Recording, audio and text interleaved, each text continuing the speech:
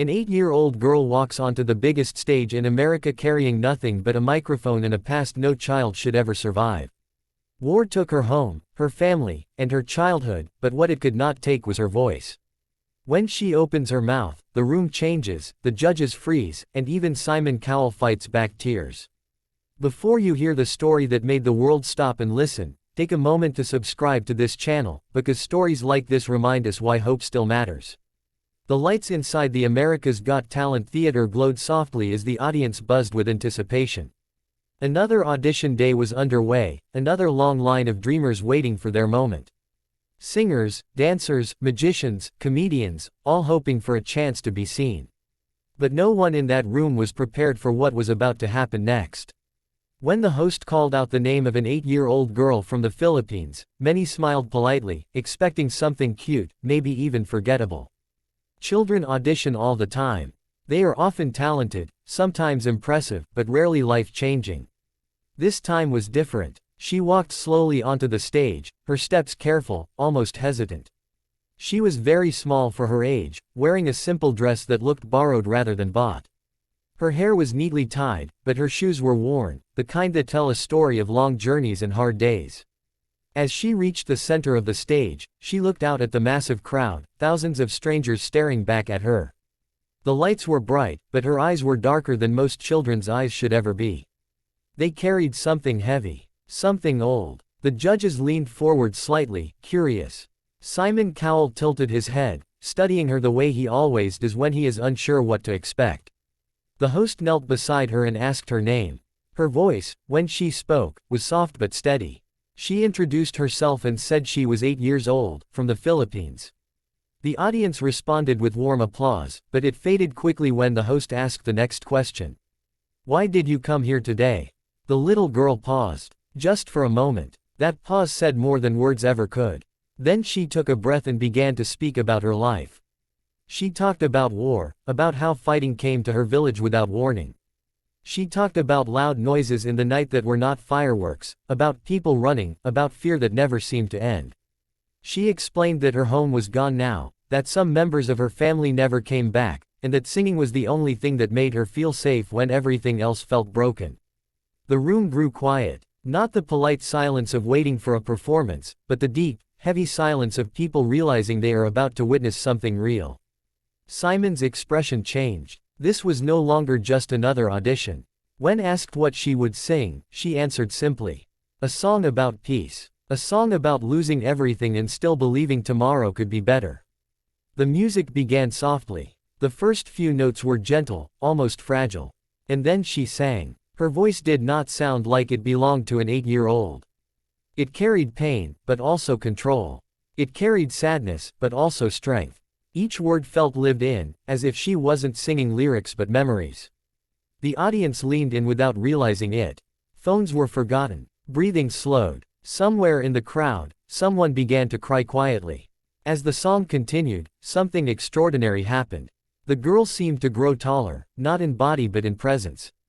Her fear melted away, replaced by a quiet confidence. She closed her eyes on the highest notes, as if the stage had disappeared and she was singing to someone far away. Someone she had lost. Halfway through the song, the judges were no longer judges. They were listeners. Human beings. Simon Cowell, known around the world for his sharp criticism and unbreakable composure, blinked repeatedly.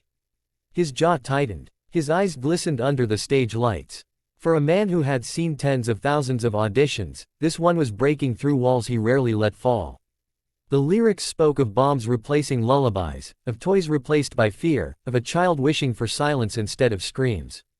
The words were simple, but the emotion behind them was overwhelming. This was not a performance built to impress. It was a truth being shared. As she reached the final chorus, her voice trembled just slightly, not from lack of skill, but from feeling. The kind of trembling that reminds everyone listening that this was not acting. This was survival. When she sang the final line, her voice rose and then gently fell, like a prayer whispered into the darkness. When the music stopped, there was a moment where no one moved. No applause. No cheers. Just stunned silence. And then the theater erupted.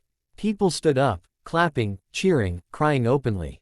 The standing ovation felt less like celebration and more like respect. The camera cut to the judges. One wiped away tears. Another shook their head in disbelief. And Simon Cowell sat there, silent, visibly emotional. When the noise finally settled, he leaned forward, gripping the desk in front of him. For a few seconds, he couldn't speak.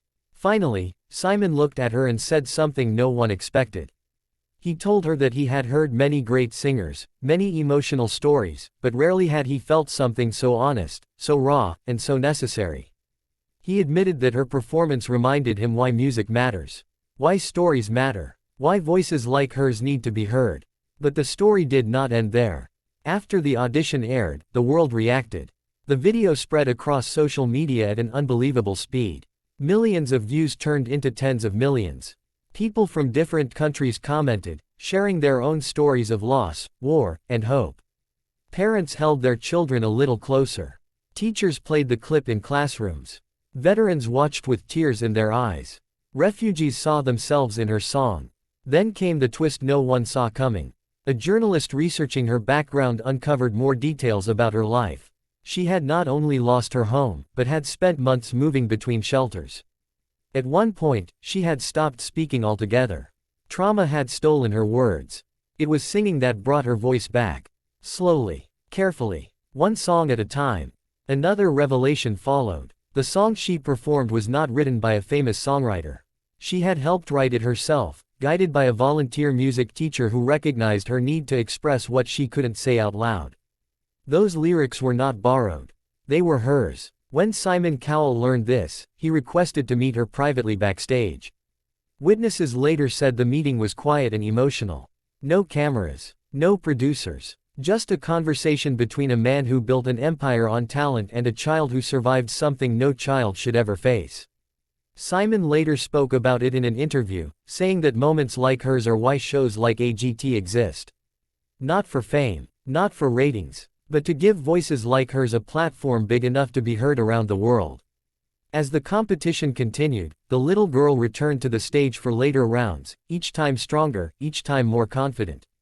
But no matter how far she went in the competition, one thing was already certain. She had already won something bigger than a trophy. She had reminded the world of empathy. Behind the scenes, donations poured in for organizations helping children affected by war. Music. Schools offered scholarships. Psychologists praised the healing power of creative expression. And through it all, she remained the same quiet, humble child, still saying she just wanted to sing so other kids wouldn't feel alone. In one of her later interviews, she said something that stayed with many people. She said that when she sings, she imagines a world where children sleep without fear, where loud noises mean laughter, not danger. She said she knows she is small, but she believes even small voices can make big noise if they sing together. That belief became her legacy. Years from now, people may forget who won that season. They may forget the acts, the scores, the results. But they will remember the 8-year-old girl who stood on a stage and turned pain into music.